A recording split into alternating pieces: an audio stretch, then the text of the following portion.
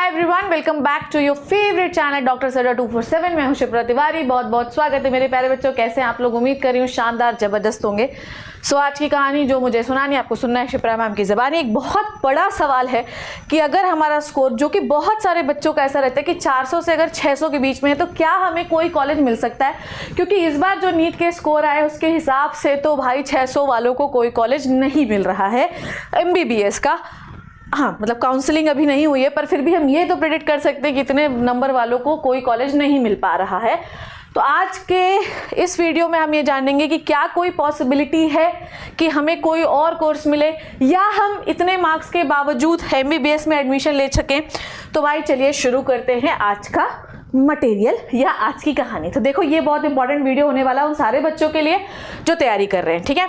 तो लो स्कोर अगर आपका 650 650 तक है, क्योंकि इस बार नंबर बहुत ज़्यादा गए, कट ऑफ बहुत ज़्यादा गया है, तो इस बार इतने नंबर 600-650 नंबर पे भी मिलना बड़ा मुश्किल है। तो अगर आपकी 400 से 500 नंबर है तो आपके पास ऑप्शन है कि आप बैचलर्स ऑफ डेंटल सर्जरी कर सकते हैं, ठीक है। अगर आप प्राइवेट कॉलेज से कर रहे हैं, क्योंकि इस नंबर पे अगर आप 600 नंबर पर हैं तो सरकारी BDS भी बड़ा मुश्किल हो रहा है इस साल के लिए। तो अगर आप BDS कर सकते हैं, डेंटल कर सकते हैं प्राइवेट कॉलेज में, पर फीस अराउंड होगी 20 लाख रुपए, ठीक है।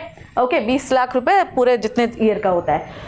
आप MBBS भी कर सकते हैं, पर बहुत MBBS भी कर सकते हैं जो आपकी इकोनॉमिकल कंट्रीज़ है, जैसे रशिया हो गया, तजाकिस्तान हो गया, यहाँ से लोग जो है बहुत ज़्यादा MBBS करते हैं।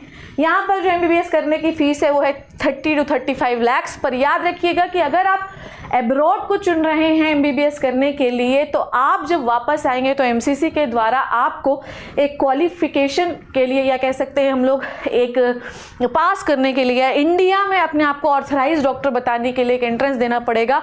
और वो एंट्रेंस अपने आप में नीट के बराबर या उससे टफ ही एंट्रेंस होता है। तो सोच समझ के वाला डिसीजन लीजिएगा। पर हाँ, अगर आप उन्हीं कंट्रीज़ में सेटल होते हैं तो फिर आपको कोई टेस्ट नहीं देना पड़ेगा और आप आसानी से डॉक्टर बन सकते हैं, ठीक है। आप आयुष में भी जा सकते हैं, ठीक है। आयुष मतलब कि आप आयुर्वेद में भी जा सकते हैं।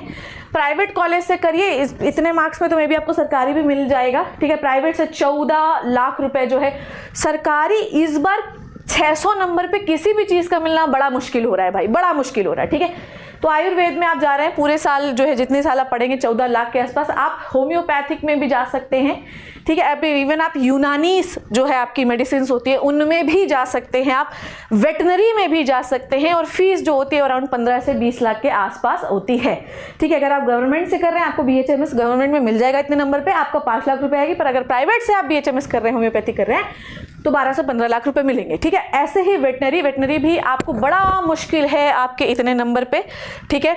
और एक और चीज़ बताऊं कि आप जा सकते हैं, वो भी ब्रांच चुन सकते हैं। आप BSc नर्सिंग भी कर सकते हैं, ठीक है। गवर्नमेंट से कर रहे हैं तो आपको 3 लाख रुपए मिलेंगे और इतने नंबर पे आपको BSc के नर्सिंग के ऑप्शन मिल सकते हैं, ठीक है। आइए नेक्स्ट देखते हैं। अगर आपके 500 से 600 नंबर हैं तब आपके पास क्या ऑप्शन हो जाते हैं। आपके पास गवर्नमेंट, आप BA-MS कर सकते हैं। वहां पर आपने देखा कि आपको गवर्नमेंट BA-MS नहीं मिल रहा था, ठीक है। यहाँ पर आप BDS भी गवर्नमेंट कर सकते हैं, वहां पर आपने देखा कि आपको गवर्नमेंट BDS भी नहीं मिल रहा था। आप गवर्नमेंट जो है BHMS कर सकते हैं, वहां पर भी गवर्नमेंट कुछ मिल सकता था। BSc कर सकते हैं, वेटनरी कर सकते हैं, यूनानी सेवा जो आपकी यूनानी मेडिसिन होती है वहां पर भी गवर्नमेंट आपको मिल जाएगा इतने नंबर पे, कोई टेंशन नहीं है, ठीक है। पर अगर आप इस नंबर पे फ्लोट कर रहे हैं 400 से 500, तो इस नंबर पे आपको BHMS के अलावा कोई भी चीज़ गवर्नमेंट नहीं मिलेगी, ठीक है। समझ में आ गई बात। अगर आप 500 से 600 नंबर पे हैं तो आपको MBBS मिल सकता है बच्चों, ठीक है। अगर आप 500 से 600 नंबर पे हैं आपको MBBS मिल सकता है। पता है कैसे? आप NRI कोटा अगर ट्राई करेंगे, ठीक है। NRI कोटा अगर आप ट्राई कर रहे हैं तो आपको हो सकता है कि MBBS किसी स्टेट का मिल जाए, पर वो वेरी करता है कि स्टेट टू स्टेट काउंसलिंग पे कि NRI कोटा बचा है या नहीं बचा है। तो इसके लिए आपको हर राउंड की काउंसलिंग पर पैनी नज़र रखना जरूरी है। तो आपने क्या देखा, if you are ranging between 400 से 500 तो आपको प्राइवेट सब मिल जाएगा, सरकारी BHMS मिल जाएगा। अगर आप 500 से 600 में है तो आपको सरकारी सारे मिल जाएंगे सिवाय MBBS के। Okay, I hope I am very clear. और BDS का भी ऑप्शन थोड़ा सा मुझे टाइट लगता है, क्योंकि सरकारी BDS कॉलेजेस जो हैं वो भी इतने नंबर पे शायद आपको कम एडमिशन दें इस साल, ठीक है। प्राइवेट में तो आप किसी में भी जा सकते हैं। NRI कोटा एब्रॉड तो है ही आपका। आप अगर उधर नहीं जाना चाहते रशिया, तो आप अपने दोस्त वाली कंट्री जो है नेपाल से, भूटान से, यहाँ से भी आप अपना MBBS, बांग्लादेश से भी MBBS कर सकते हैं, ठीक है। 600 से 650 आप करना चाहते हैं MBBS, आपके पास ऑप्शन है, आपको मिल सकता है। आप काउंसलिंग अच्छे से अटेंड करोगे, आपको हो सकता है कि सरकारी MBBS कॉलेज मिल सके।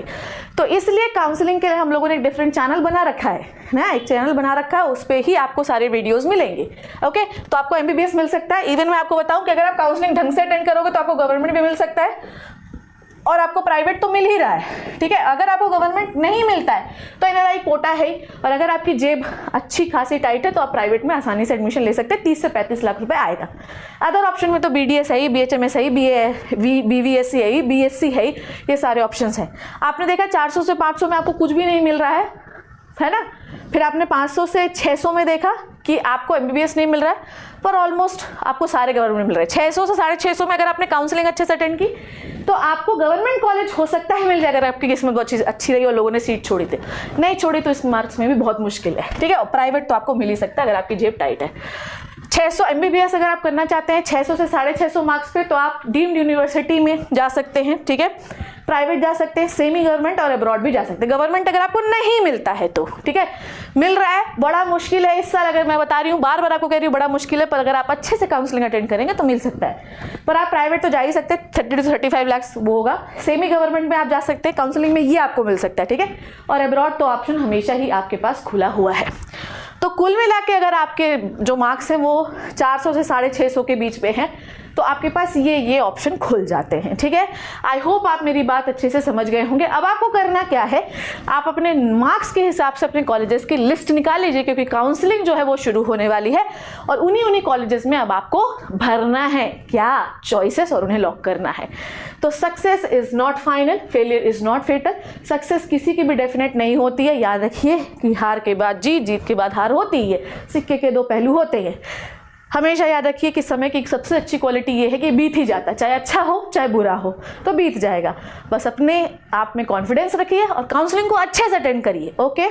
इससे पहले अगर आप 2025 की तैयारी कर रहे हैं, मैं अगर आपको बता दूं तो अगर आप 2025 की तैयारी कर रहे हैं तो हम लोगों ने आप लोगों के लिए एक फुल सिलेबस कोर्स लॉन्च किया है।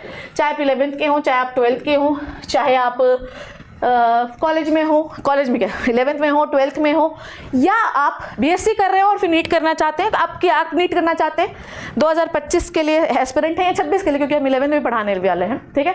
तो हम लोगों ने आप लोगों के लिए बैच लॉन्च किया। इस बैच की खासियत ये है कि हम आपको हैंड रिटन नोट्स अलग से भी देंगे। लाइव इंटरेक्शन में तो भाई बिना लाइव इंटरेक्शन के पढ़ा नहीं सकती, है ना। बकवास कमेंट्स में नहीं पढ़ती, पर काम के पढ़ लेती हूँ। DBP आपको दी जाएगी हर लेक्चर के बाद। पर्सनल मेंटरशिप ग्रुप वाइज दिया जाएगा। टेस्ट सीरीज और उसका एनालिसिस वीडियो फॉर्म में दिया जाएगा। और नीट खजाना आपको फ्री में दिया गया है।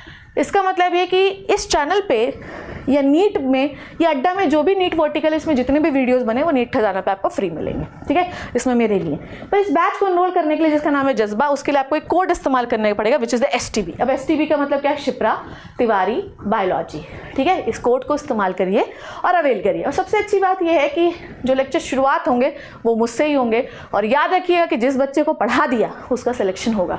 आई hope you learn and enjoy the video. Thank you so much बच्चों, take care and bye bye.